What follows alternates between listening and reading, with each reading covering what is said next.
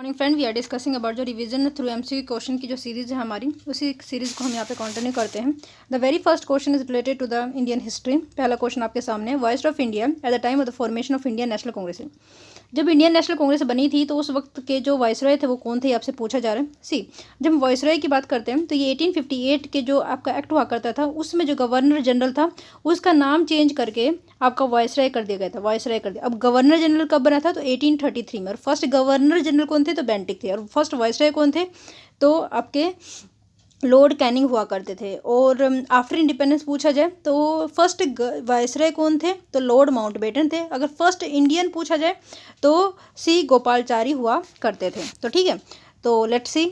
देखिए पहले क्वेश्चन के अगर हम देखें, जब इंडियन नेशनल कांग्रेस की फॉर्मेशन हुई थी तो कौन उस वक्त के वाइसरॉय हुआ करते थे, क्वेश्चन में ये पूछा गया। तो सी मतलब लॉर्ड डफरिन यहाँ पे आंसर सही हो जाएगा। ठीक है, तो Lord Dufferin was the viceroy of India when the India national Congress was formed in that 1885। कब बनी थी इंडियन नेशनल कांग्रेस के बारे में थोड़े पॉइंट जानते हैं। इंडियन नेशनल कांग्रेस की बात करें तो ये इसका जो गठन होता है वो 1885 में होता है। किसके द्वारा होता है, तो जो आनंद बोस हुआ करते थे, एस.एन. मुखर्जी हुआ करते थे, वो इंपॉर्टेंट लीडर यहाँ पे आए और उन्होंने इंडियन नेशनल कांग्रेस की स्थापना की। 1886 में इसका नाम चेंज हो जाता है। एंड इसमें कांग्रेस वर्ड 1886 में दादा भाई नौरोजी के द्वारा जब प्रेसाइड किया गया था तब उसमें ऐड हुआ था। उसी के साथ जो फर्स्ट प्रेसिडेंट इसके बने थे W.C. बनर्जी बने थे, सेकेंड जो है दादा भाई नौरोजी बने थे, और थर्ड जो है बदरुद्दीन तैयबजी बने थे, he is the first Muslim. And number fourth जो है जॉर्ज यूले बने थे, और वो जो सेशन हो रहा था वो अहमदाबाद के अंदर हो रहा था। ठीक है, तो अगले क्वेश्चन पे चले। अगला क्वेश्चन, अगर अदर ऑप्शन की बात करें तो लॉर्ड कैनिंग जो है फर्स्ट वाइसरॉय हुआ करते थे। लॉर्ड कर्जन की बात करें तो जो सूरत स्प्लिट हुआ था वो इन्हीं के टाइम पे हुआ था। और आर्कियोलॉजिकल सर्वे ऑफ इंडिया जो मिनिस्ट्री ऑफ कल्चर के अंडर में आता है, इनके द्वारा ही स्थापना की गई थी। लॉर्ड डफरिन का मैंने बता दिया, इंडियन नेशनल कांग्रेस की फॉर्मेशन के नाम से जाना जाता है। लॉर्ड डलहौजी, इनको जो है आधुनिक भारत का निर्माता भी इनको कहा जा सकता है, क्योंकि इनके द्वारा पूरे इंडिया को कंसोलिडेट किया गया था। बहुत सारी सर्विसेज इनके द्वारा चलाई गई थी, है ना। ओके, लेट्स सी। और डॉक्ट्रिन ऑफ लैप्स के लिए बहुत ज़्यादा फेमस है। आगे बढ़ते हैं। अगला क्वेश्चन है, जो कांग्रेस का स्प्लिट हुआ था 1907 में, जब कांग्रेस का स्प्लिट हुआ तो कहाँ पे हुआ था, पहली बात तो ये सूरत के अंदर हुआ था। इस वक्त जो पर्सनैलिटी थी जो इनको हेड कर रहे थे वो थे बोस, रास बिहारी बोस, है ना।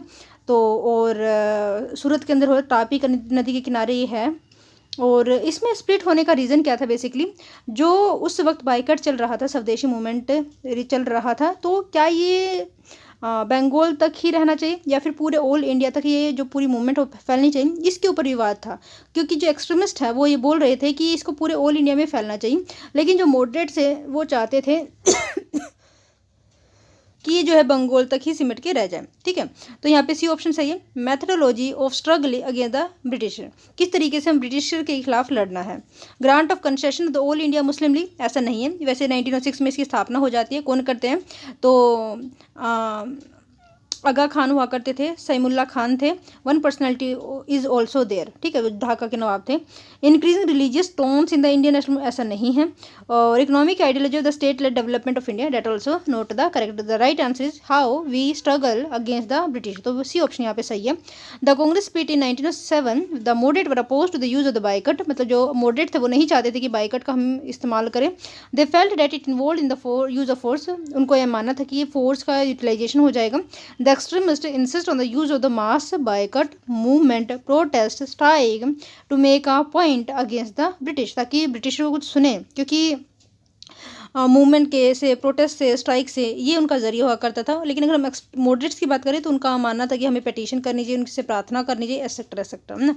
After the split of Congress came to be dominated by the moderates with the Tilak जो है फॉलोवर फंक्शनिंग फ्रॉम आउटसाइड। ठीक है, तो बाद में क्या हुआ, मॉडरेट्स में ही ये जो है दोबारा से बन जाती है। मतलब यहाँ पे मॉडर्न मतलब मॉडरेट्स की डोमिनेंस हो जाती है जब ये स्प्लिट हो जाता है। At the same point of time 1919 में भी एक स्प्लिट होता है कांग्रेस के अंदर, वो हम ज़्यादा वैसे पढ़ते नहीं हैं। और इसको जो इस स्प्लिट को जो लेड कर रहे थे वो एस.एन. बनर्जी हुआ करते थे, एस.एन. बनर्जी, है ना। और इनके द्वारा एक जो पार्टी उसकी स्थापना भी की गई थी, द लिबरल कांग्रेस उनके नाम से। और 1925 में इन्होंने अपनी जीवनी लिखी थी, the nation in making. Okay, let's see the next question. Consider the following statement regarding the Lokpal. See, Lokpal की जब हम बात करते हैं तो इसका जो फर्स्ट नेम है वो एल.एम. सिंघवी के द्वारा दिया गया था। कब दिया गया था, तो 1963 के अंदर पहली बार इसी वर्ड को कॉइन किया गया था। इसका काम क्या है, बेसिकली जो करप्शन होता है बड़े बड़े organization, group A group B में, तो उनको ये एक्सपोज करने का काम होता है। और इसमें सीएम वगैरह बहुत सारी ऐसे स्टेट है वहाँ पे जो लोकायुक्त है या लोकपाल है उन वहाँ पे सीएम को इंक्लूड किया गया है। बहुत सारी स्टेट है जहाँ पे सीएम को इंक्लूड नहीं किया गया है ना। और इसमें कितने मेंबर होते हैं, तो 8 से ज़्यादा नहीं होने चाहिए पहली बात तो, और इसमें 50% जो जुडिशियल मेंबर होने चाहिए। Okay, the term of the, अच्छा ये इतना समझ में। अब क्वेश्चन पढ़ते हैं। The term Lokpal is coined by doctor L M. Singhvi 1963, तो that is correct. L M. Singhvi का नाम हम वहाँ पे भी पढ़ते हैं जब कॉन्स्टिट्यूशनल मैकेनिज्म, मतलब जो पंचायती राज इंस्टीट्यूशन से रिलेटेड जो एक बेंच बिठाई गई थी, उन्होंने बोला था कि कॉन्स्टिट्यूशनल स्टेटस देना चाहिए पंचायती राज इंस्टीट्यूशन को, तो वो कौन थे पर्सन, तो डॉक्टर एल.एम. सिंघवी हुआ करते या फिर सिंघवी कमेटी के उनके नाम से जाना जाता था। The Lokpal consist of chairperson and 8 member of whom 50% are judicial member, तो ये that is also correct. Number 3 देखते हैं। The term of the office of the Lokpal chairman is the, या तो 5 साल पहले हो जाए या 70 ईयर जो उनकी एज वो कंप्लीट हो जाए, तो ठीक है। इस तरीके से पूरा पूरा ये रहता है लोकपाल का।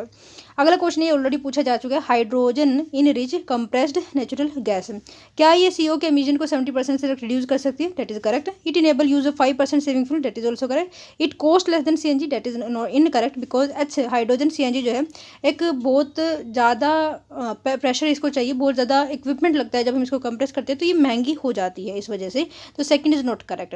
एडवांटेज तो फर्स्ट एंड थर्ड यहाँ पे सही है, तो बी ऑप्शन यहाँ पे सही हो जाएगा। Let's see about the hydrogen CNG। ये जो है एमिशन CO का मतलब कार्बन मोनोऑक्साइड का 70% तक कम कर देते हैं। 5% जो है फ्यूल को सेव करते हैं। First step toward the future hydrogen economy. Engine can be calibrated to release the lower amount of NO, मतलब इस तरीके से इनके इंजन को बनाया जाता है कि जो NO है, जो नाइट्रस ऑक्साइड है, उसका जो अमाउंट हो कम रिलीज हुए। Engines need minimum modification to run CNG। अगर हम डिसएडवांटेज की बात करें तो ये बहुत ज़्यादा महंगा पड़ जाता है, बाकी आप यहाँ पे पढ़ लीजिएगा। Let's see the next question. Ramappa temple है कहाँ पे, तेलंगाना का। ये न्यूज़ में थोड़ी दिन पहले हुआ करता है, क्यों, क्योंकि ये 39 नंबर की यूनेस्को की वर्ल्ड हेरिटेज साइट बनी थी। ओके, और इसके बारे में अगर हम देखें तो ये जो है स्टार लाइक्ड थिंग है, मतलब जो इसका पूरा का पूरा जो स्ट्रक्चर वो स्टार लाइक्ड है। और ये किस स्टाइल में बना हुआ है, तो वेसारा स्टाइल में, मतलब यहाँ पे दोनों स्टाइल है, नगारा स्टाइल भी है और द्रविड़ा स्टाइल का मिक्सचर हम ये कह सकते हैं। और ये किसके द्वारा बनाया गया था, काकटिया जो राजा है, राजवट डायनेस्टी के द्वारा इसको बनाया गया था, और उसके जो होते हैं ना कमांडर इन चीफ, उनके द्वारा ये बनवाया गया था ना। और स्कल्पचर के नाम पे इस टेम्पल का नाम पड़ा हुआ है। तो let's see about the things. तो इसको रामेश्वर टेम्पल भी कहते हैं, that is also correct. It is UNESCO world heritage, yes 39 number की हमारी कंट्री बनी है, और 6 नंबर पे हम पूरी यूनेस्को वर्ल्ड हेरिटेज साइट में आती है। और सबसे ज़्यादा कहाँ पे है, तो मैड्रिड के अंदर, मतलब स्पेन की जो capital. Ibn Battuta called the temple the brightest store in the galaxy of temple, that is also correct. नहीं, इबन बबूता नहीं थे, मार्को पोलो हुआ करते थे, Marco Polo, I am really sorry. It is also known as the Rudreshwar temple, और ये किसको dedicated है, तो लॉर्ड शिव को, है ना, लॉर्ड शिव को। यूनेस्को वर्ल्ड हेरिटेज साइट है, located in Telangana, India. Marco Polo during his visit to Kakatiya temple, उन्होंने कहा था कि ये ब्राइटेस्ट स्टार है पूरी गैलेक्सी के अंदर, अगर हम टेम्पल में काउंट करें तो। कोहिनूर डायमंड जो है jewel set in the British crown, ये कहाँ से निकाला, किसकी, मतलब किस डायनेस्टी के अंडर था वो एरिया जहाँ से इसको माइंड किया गया था, तो ककाटिया यहाँ पे सही हो जाएगा, ठीक है। तो यहाँ पे ये ऑप्शन बिल्कुल सही है, तो ककाटिया राजवंश। The Kohinoor diamond, which is now among the jewels set in the British crown, was mined and first by the Kakatiya dynasty. Let's see the next question. हम यहाँ पे मून के मिशन की बात करें, ड्रीम मून जाग सका नहीं क्योंकि स्पेस एक्स का है, तो first is incorrect. Starship space X का, date is also correct. Jupiter icy moon explorer ESA का है, मतलब European space agency, date is also correct. तो सेकंड एंड थर्ड यहाँ पे सही है। हमारी कंट्री का क्या, मंगल चंद्रयान है, सॉरी, जो 2008 में पहला मिशन था, 2019 में सेकंड मिशन है, और चंद्रयान थर्ड हम भेजने वाले हैं इन द फ्यूचर। ओके, और हम इससे पहले आर्टेमिस मिशन देख चुके हैं, वो नासा का हुआ करता था, और है ना। आगे बढ़ते हैं। जाक्सा का मिशन भी हमारा एक लुपैक्स मिशन है, वो भी आपका मून से ही है, जो हम जापान स्पेस एजेंसी और इसरो के द्वारा इसको बनाया जा रहा है। डियर मून स्पेस एक्स हो गया, एंड बाकी आप इसके लिए देख लीजिएगा। और जो ये जुपिटर आईसी मून एक्सप्लोरर है, वो जुपिटर के लिए है ना। Let's see the next question. Uzbekistan is bordered by, तो पहली बात तो उज्बेकिस्तान एक लैंडलॉक्ड कंट्री है, ये किसके साथ बॉर्डर करती है, चाइना नहीं, चाइना के साथ नहीं है। एक बार देखते हैं इसको मैप में। See you can see the map of India, ये रहा आपके सामने इंडिया, जिसकी कैपिटल नई दिल्ली होती है। बाकी आप इसके बारे में थोड़ी और इन्फॉर्मेशन ले सकते हैं। जब हम नॉर्थ वेस्ट में हम जाएंगे, नॉर्थ वेस्ट में, जस्ट अ सेकेंड, तो आपको क्या क्या मिलेगा। अगर हम उज्बेकिस्तान पहुँचना है तो कैसे पहुँचे, पहले पाकिस्तान जाना पड़ेगा, फिर अफगानिस्तान, तुर्कमेनिस्तान, उज्बेकिस्तान। उज्बेकिस्तान को कौन कौन टच करता है, एक बार वो और देखते हैं, just a second. You can can see here the Uzbekistan. इसके आसपास कंट्री काजाकिस्तान, और यहाँ पे सी ऑफ है जो भी है तुर्कमेनिस्तान यू कैन सी है, यहाँ पे ईरान यू कैन सी है, अफगानिस्तान टच करता है, बिल्कुल करता है, ताजिकिस्तान करता है, किर्गिस्तान करता है और काजाकिस्तान। तो पहली country Kazakhstan, Kyrgyzstan, Tajikistan, Afghanistan, Turkmenistan. Okay, तो these are the country that border the Uzbek. तो क्या काजाकिस्तान करता है, Kyrgyzstan, Tajikistan, that is correct. तो तीनों की तीनों कंट्री करती हैं। फॉर एग्जांपल ये रहा आपके सामने उज्बेकिस्तान, यहाँ पे काजाकिस्तान था, यहाँ पे ताजिकिस्तान था, यहाँ पे किर्गिस्तान था, यहाँ अफगानिस्तान है और यहाँ पे तुर्कमेनिस्तान है। ओके, 9th क्वेश्चन पे देखते हैं। इनमें से बताना है आपको कौन सी कंट्री है जो यूक्रेन को बॉर्डर टच करती है। यूक्रेन की बात करते हैं तो just a second, see you can see here Russia, यहाँ पे आपके सामने यूक्रेन है। इसको कौन कौन सी कंट्री टच करती है, जैसे बेलारूस हो गया, पोलैंड हो गया, स्लोवाकिया हो गया, हंगरी हो गया, रोमानिया, मोल्डोवा और रशिया तो है ही है ना, बेलारूस है। तो कौन इस्टोनिया करती है, नहीं करता है। लटाविया करता है, नहीं करता है, ठीक है। और लिथुआनिया करता है तो नहीं करता है यूक्रेन को टच। ओके, पोलैंड करता है, बिल्कुल करता है।